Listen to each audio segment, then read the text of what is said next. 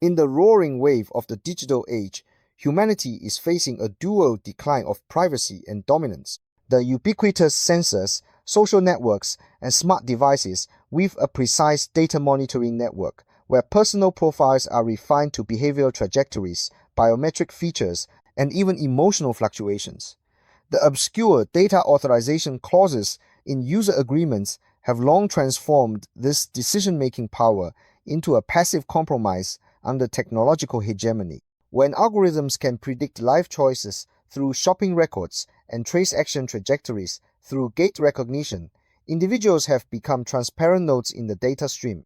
Although technology experts have developed seemingly sophisticated protection mechanisms such as federated learning and differential privacy, these technologies are more like patching up leaking cabins.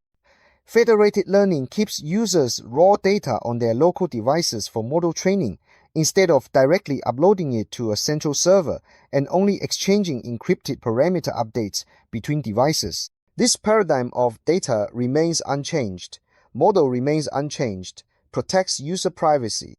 Differential privacy is like putting a mask on data, adding noise during the data analysis process to mask the specific information of individuals, ensuring that even if data is leaked, individual information cannot be easily identified and inferred. However, these technological shields are still riddled with cracks, and the gradient of federated learning models may carry vulnerabilities for member inference attacks.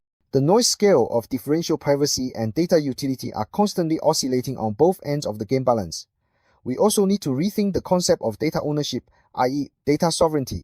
The current data economy model often regards individuals as producers rather than owners of data, and this unequal relationship needs to be changed, giving individuals more control over their data.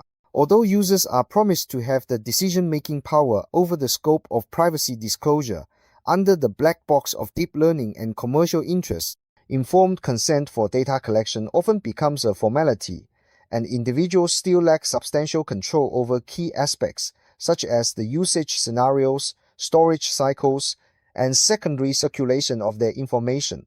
The deeper crisis lies in the quiet transfer of dominance. When algorithms start deciding for us what news to read, what products to buy, and even who to date, humans are ceding the most essential autonomy to unseen code. On the surface, technologies such as federated learning uphold data sovereignty, but in reality, they reinforce tech giants' monopoly on information, like giving prisoners a more refined shackle. We invented tools to serve humanity, but unconsciously, they have become tools of tools.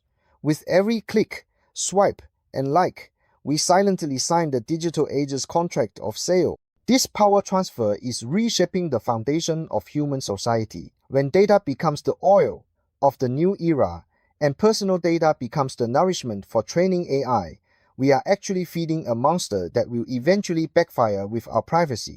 Differential privacy may blur individual characteristics, but it cannot change the fundamental trend of humans becoming increasingly transparent and algorithms becoming increasingly opaque as a whole. History tells us that once any civilization loses control of its core power, it inevitably leads to decline. In the new era of data colonialism, are we repeating the mistakes of civilizations that have lost their autonomy?